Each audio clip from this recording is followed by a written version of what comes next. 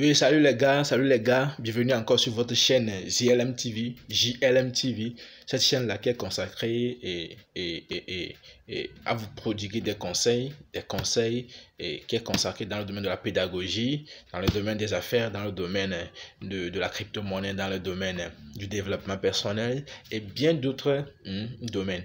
Donc, à vous, la chaîne est là. La chaîne a été créée dans l'optique de vous écouter. Et on vous écoute, vous posez des questions et nous on vous répond. Donc, si vous avez des questions à nous poser dans tous les domaines, et politique, économie, et conseils, surtout dans les conseils matrimoniaux, vous avez des problèmes avec vos copains, vos copines, vous voulez oui, qu'on vous aide, tout ça là, écrivez dans les commentaires ou vous pouvez nous joindre par notre email, laissez un message dans notre email, dans notre boîte email et nous vous chargeons de vous répondre. On est d'accord. Donc, cette chaîne est consacrée à vous aider, a été créée pour nous aider, pour vous aider dans plusieurs domaines. D'accord.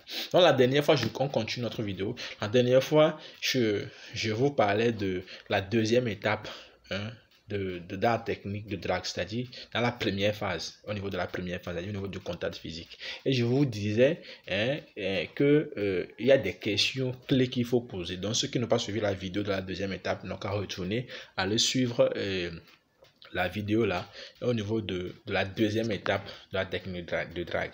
D'accord. Je vais laisser peut-être le lien en bas. Vous allez cliquer sur ça, sur la première étape. Maintenant, qu'est-ce qu'il faut faire? La troisième étape, c'est la présentation. Après avoir posé des questions clés qui vous permettra de la mettre en confiance, il faudrait maintenant passer au nom, c'est-à-dire à la présentation. Les Anglais disent chose. Et tu te présentes. Et on dit la présentation, bon, excusez-moi, la présentation en fait, j'ai oublié l'expression là en anglais, bon, je suis pas aussi si fort en anglais. Donc c'est ça. Dans la présentation, c'est que soit vous la demandez, s'il vous plaît, c'est quoi votre nom, ou bien vous dites, bon, moi c'est telle personne, moi c'est X, moi c'est Joël, moi c'est Cédric, moi c'est Romaric, moi c'est... Et toi, naturellement, elle va vous donner son nom. C'est naturel. C'est-à-dire que une fois qu'elle a eu à répondre à vos questions précédentes que j'avais énumérées dans l'autre vidéo, naturellement, si vous demandez son nom, son petit nom, elle va vous donner. Ça, c'est dada. À moins que ce n'est pas une fille responsable. Et je vous conseille toujours de draguer des filles responsables, les gars. Draguer des filles responsables, des filles matures. On est d'accord. Faut pas draguer les petites filles du quartier là. Les petites filles là, faut pas les draguer. Parce que les petites filles, elles vont vous embêter. Et quand elles vous embêtent, c'est pas parce que elles ne le font pas par c'est pas ce qu'elles font juste.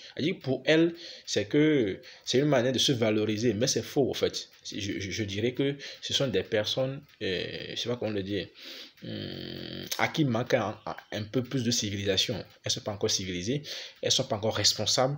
Parce qu'une fille responsable, en principe, n'insulte pas. Au moins respecte en fait, parce que elle ne sait pas en qui, elle ne sait pas devant en fait la personne qu'elle a devant elle, elle ne sait pas qui est cette personne, d'accord? Donc elle respecte, d'accord? Donc naturellement une fille responsable, quand vous la demandez c'est quoi son petit nom après les questions que j'avais su énumérer, voilà ta like mon frère, elle va te donner son petit nom.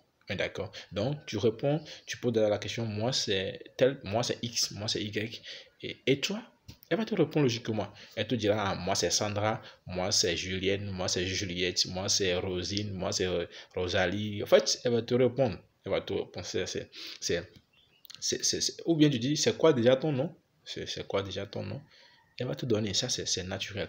Maintenant, si elle te donne son nom, il y a une erreur qu'il ne faut pas commettre. Du moins, si vous voulez commettre l'erreur, il ne faut pas exagérer. N'exagérez pas. N'exagérez pas. N'exagérons pas. C'est quoi l'erreur? Vous voulez entendre? L'erreur, c'est le fait de complimenter son nom. En fait, dans la première étape, je vous avais dit de ne pas trop complimenter une femme. Parce que si vous complémentez de trop une femme, j'ai dit le pourquoi il ne faudrait pas le faire. Donc, ceux qui n'ont pas suivi, retenez dans la première étape, sur la vidéo de la première étape, et vous saurez le pourquoi j'ai dit de ne pas trop complémenter une femme. Je vous l'ai dit.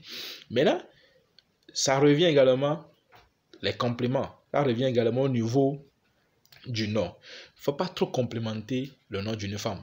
Comme quoi, je vous avais un joli nom. Qui vous a donné ce nom, c'est votre papa ou bien votre maman. En fait, tout ça là, c'est classique, c'est révolu. C'est pour la classe de nos grands-parents et autres. Aujourd'hui là, et si tu veux, il faut te démarquer de l'ordinaire. Sors de l'ordinaire. Mais en fait, les filles n'aiment plus de nos jours les personnes qui sont dans l'ordinaire. Parce que, tu sais, le fait de dire qu'elle a un joli nom, qu'elle a un joli quoi là, 100 hommes, 1000 hommes l'ont déjà dit en fait.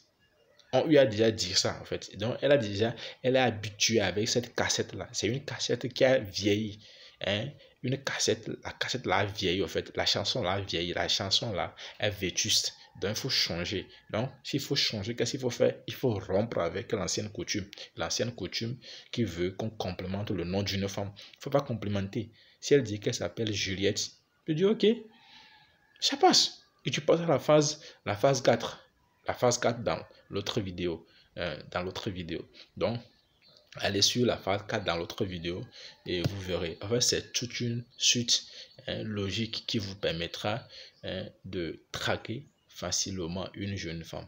Donc, je ne vous dis pas que c'est à 100% vous aurez du succès. En fait, ce que je vous dis actuellement dans ces phases-là, c'est que ça vous facilite le contact physique, en fait. C'est le contact physique. Je ne dis pas que ces techniques-là ont une obligation de résultat. Non.